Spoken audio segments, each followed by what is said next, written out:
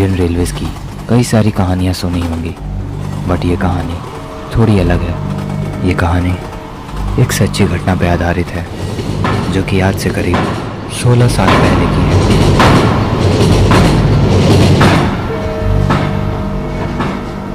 सार्थक Indian Railways की मालगाड़ी में एक सिक्योरिटी गार्ड का काम करता था। 8 घंटे ड्यूटी करने के बाद उसे और 6 घंटे की ड्यूटी मिली थी।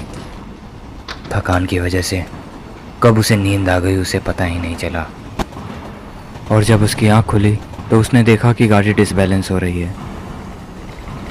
ये देखने के लिए कि आखिर क्या प्रॉब्लम है, वो तुरंत वहाँ से बाहर निकला।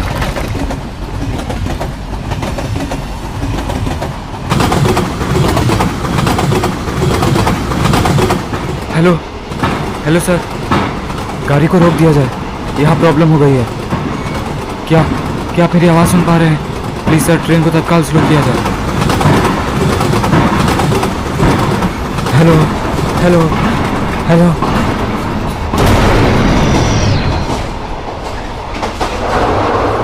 उसने बहुत कोशिश की कि वो ड्राइवर से कांटेक्ट कर पाए, मगर वॉकी टॉकी काम ही नहीं कर रहा था। वही हुआ जिस बात का सार्थक को डर था। उसका कंपार्टमेंट मालगाड़ी से डिटैच हो गया, और अब सार्थक को कुछ समझ नहीं आ रहा था कि वो क्या करे।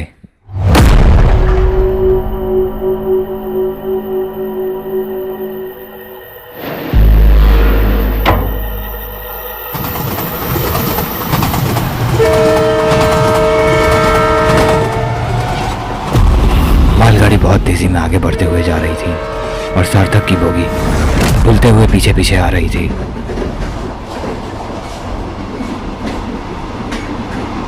आगे ट्रैक पर एक डाइवर्जन आया। मालगाड़ी तो सीधे आगे चली गई, मगर सार्थक की बोगी वहीं डाइवर्ट हो गई और एक ऐसे रूट पर चली गई जिस पे अब कोई भी गाड़ी आती जाती नहीं थी।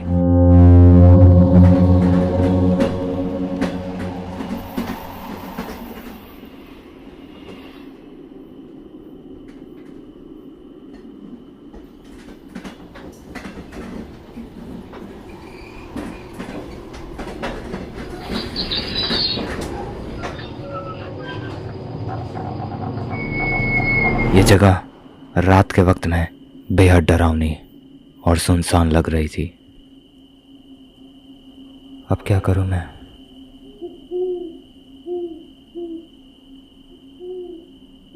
पुलिस को फोन करता हूं।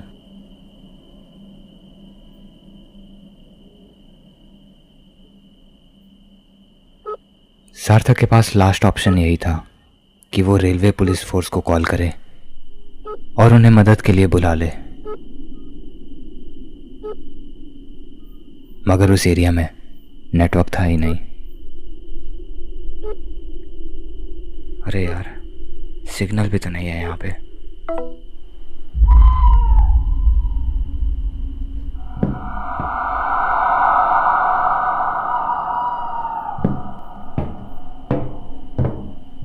ये चेक करने के लिए कि आसपास में नेटवर्क आ रहा है कि नहीं, सार्थक गाड़ी से नीचे उतर गया। साला किस्मत ही खराब है मेरा।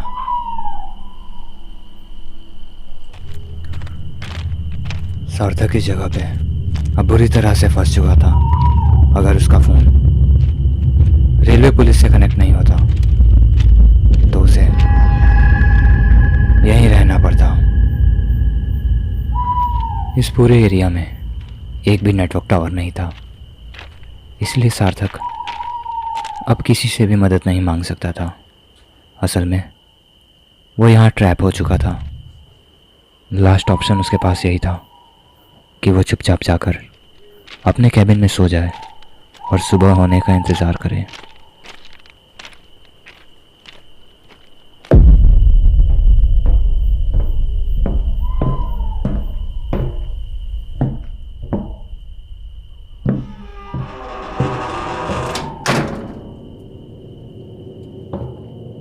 सार्थक निराश होकर वापस कैबिन में आ जाता है और चुपचाप जाकर सो जाता है।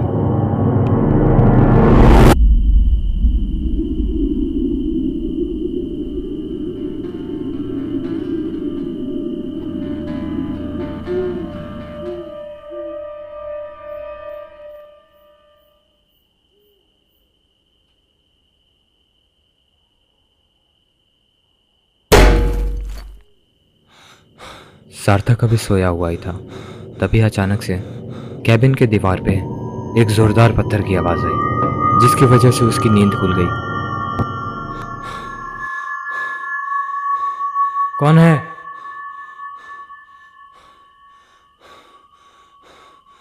ये चेक करने के लिए कि आखिर वो आवाज़ कहाँ से आई, सार्थक अपने कैबिन से बाहर जाने लगा।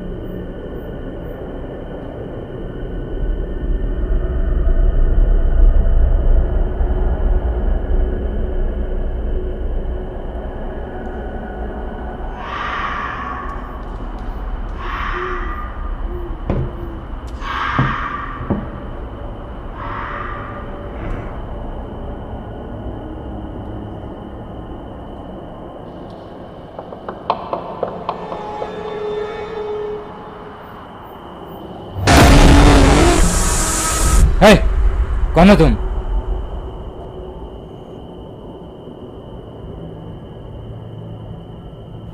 यहाँ आसपास में कोई गांव है क्या?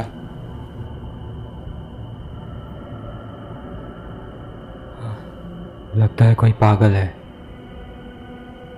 अरे बहरे हो क्या?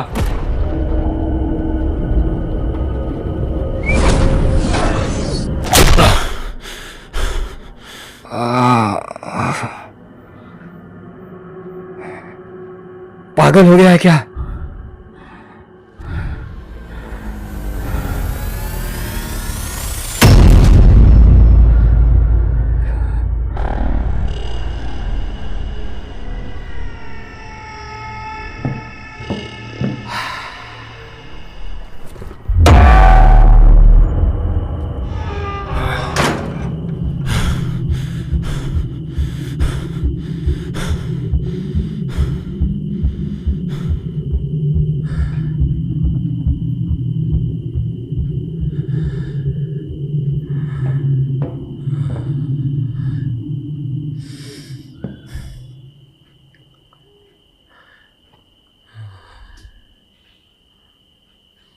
सार्थक अंदर बैठकर यही सोच रहा था कि कैसी मुसीबत उसके गले पड़ गई है।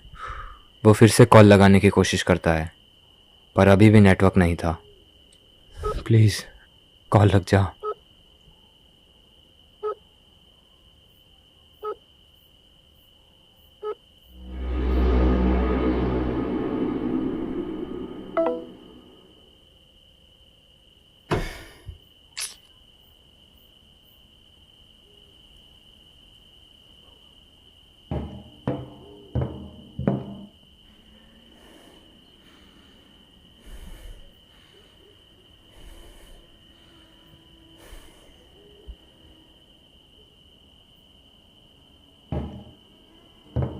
सार्थक दरवाज़ा खोलकर ये देखना चाहता था कि वो आदमी यहाँ से गया या नहीं, मगर उसने दरवाज़ा नहीं खोला क्योंकि उसे डर था कि उसके साथ कुछ गलत ना हो जाए। रात के 2 बज रहे थे। सार्थक अभी अपने कैबिन में सो रहा था।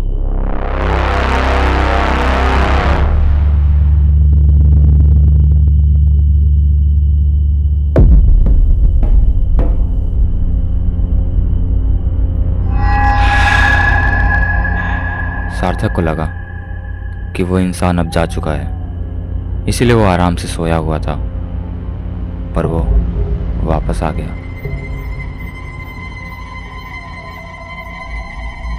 विंडो की तरफ से हाथ घुसाकर वो कैबिन का दरवाज़ा खोलना चाहता था, पर किस्मत अच्छी थी सार्थक की, जो उसका हाथ वहां तक नहीं पहुंच पाया।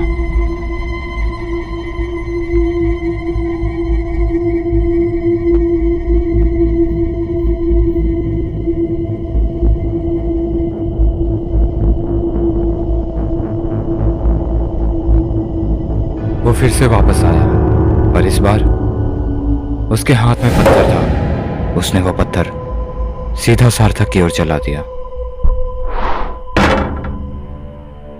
हे भगवान, ये तो वापस आ गया।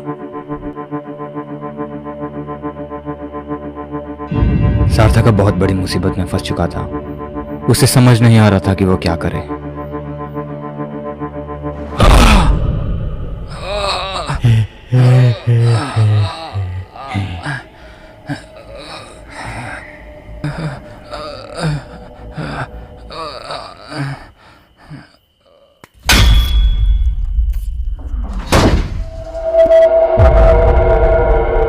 अपनी जान बचाने के लिए सार्थक ने उसे अपनी तरफ इतने जोर से खींचा कि उसका सर विंडो पर लगकर फट गया और वो वहीं बेहोश होकर गिर गया।